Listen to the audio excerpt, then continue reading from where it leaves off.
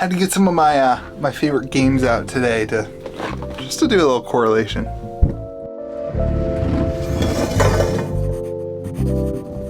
Well, what's up everyone? Welcome back to Kitchen Table TCG. My name's Louie. I hope you're having yourself a fantastic day. I hope you had yourself a great weekend, that you're energized and stoked and ready to go for your week. A couple of things before we get started. Today is the day that we have the Reaction Phase podcast. Make sure you go check out Hometown TCG there to check out the Reaction Phase for our Flesh and Blood podcast.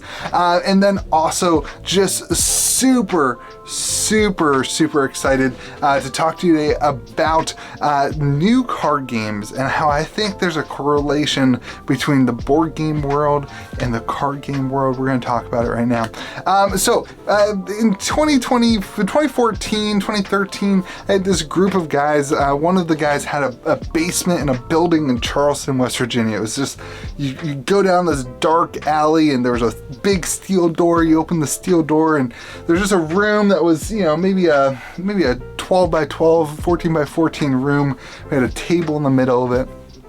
Me and 5 or 6 guys would get together and we'd just play board games. And there was a sandwich shop up top and we'd get sandwiches, we'd go down and we would play board games. And in this life, in this world in 2014, it seemed like every couple of months a new game would come out. Scythe by Stonemaier Games, or Terraforming Mars came out, 2017, 2018, or whatever. These new games would come out. Gloomhaven came out. It was just this massive deal. It was so exciting. It was this period of time in the board game industry where things had just kind of skyrocketed and then they just kind of exploded. And I've always been a board game fan. I've always been a fan of board games, but those 5 to 6 years, it seemed like to me was the pinnacle of the board game world. And I think that right now in 2021, 2022, 2023, in the next 3 years, in the past year, we are in the middle of what will be seen as like the TCG empire, where I just think that the last couple of months and the next couple of years are going to be this pinnacle experience for trading card games, where games don't have to have this massive mass appeal, but they're going to be really successful. And I think these new games, these passion projects that are coming up, and these creators who have spent the time to develop business models and plans and games and whatever over the last years, and now they're coming to fruition. And now the world is seeing them on the stage, and it's going to create more games of more people. We're seeing it all the time with all these new Kickstarter games and things. And my challenge to you is to not just miss out on this because you think that every game has to be as big as Magic the Gathering in order to be successful. Every board game didn't need to have the mass appeal of Settlers of Catan or Monopoly in order for it to be successful. You may never have heard of Terraforming Mars, which if you haven't, you really need to go pick it up. You may never have heard of Scythe. I really believe this is the greatest board game of all time. But that doesn't mean that those games aren't incredibly successful or that there's not pockets of people that absolutely love to play them. And it's a little bit different in a trading card game, but not really. Like, I really believe that the biggest hang up in the 90s, the reason that not as many games could take over Magic the Gathering and there wasn't this mass success, was twofold. And really, they're both connected to technology. But number one, the technology wasn't there for these games to develop. The technology, in order to make a card, an image of a card, you had to have these skills that, right now you and I can get on Photoshop, and most of us have a decent ability to utilize Photoshop or some sort of image editor we could throw together a card template in order to test out a game or whatever that. We have inkjet printers that we can just print whatever we need now. In the early 90s, there was just so much going on with having to develop this stuff. Technology for communication, of just communicating and reaching. In 2020, we just learned that we can communicate with people from our homes and create things and work from home and do all these things. And it really jump-started this idea of creativity and getting things done even though you're not connected in person. And then the second big technology thing is simply that the information travels really fast. You know, before you had to get an ad in a magazine, and that magazine had to be opened from some kid, and that kid had to say, hey mom, buy me this new Magic the Gathering set or this new card game.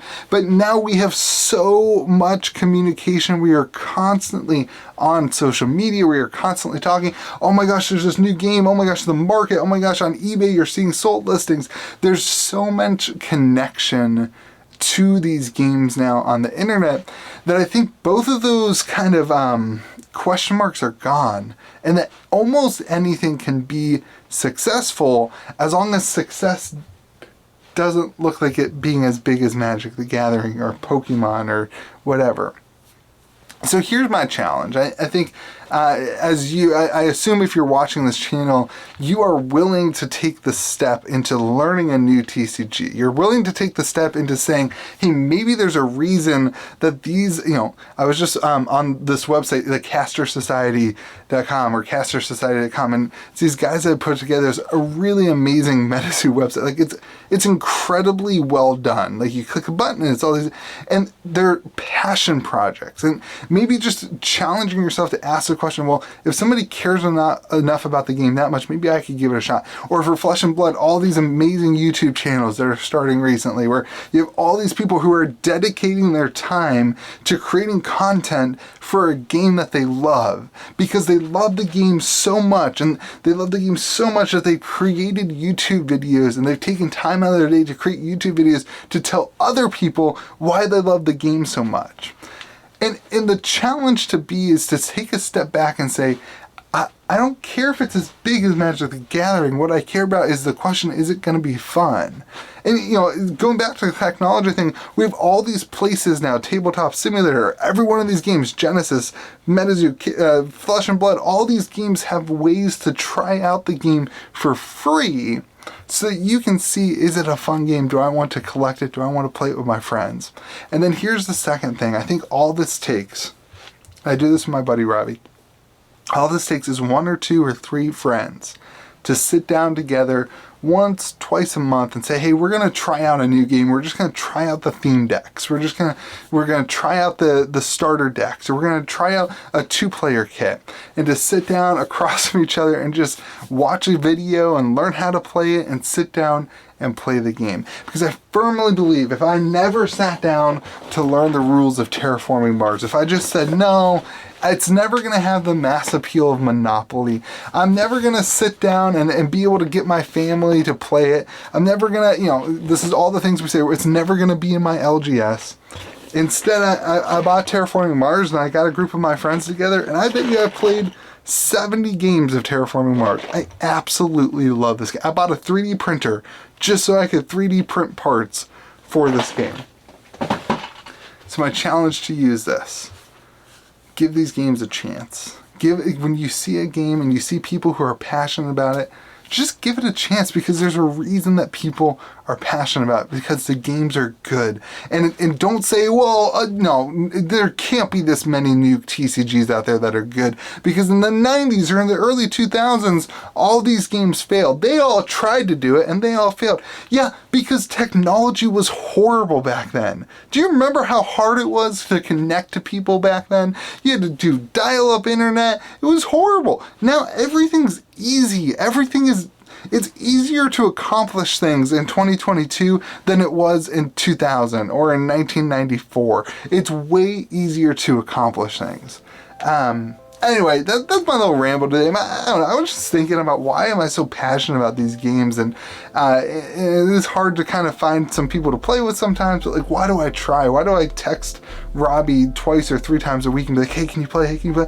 And it's because the games are so good and so much fun. And at the end of the day, it's because I think they are going to be successful. They're just going to be successful in smaller pockets. They're going to be successful. You're not going to see every one of these games at every LGS. You know, you're going to see some LGSs that stock Flesh and Blood, but they don't host events. You're going to see, and if that's your LGS, then find a place to play, or find a group of 4 guys and just hang. It doesn't need to be this massive thing. You can just have fun with it. So don't forget that TCGs are about to be fun, or supposed to be fun. It's not all about competition. It's not all about the biggest events and all that stuff. Anyway, that's my thought. I really see some correlations between TCGs now and board games 8 to 10 years ago. I think we're gonna see a great couple years moving forward. Anyway, hope that you remember to be kind to the people around you, and we'll see you again next video.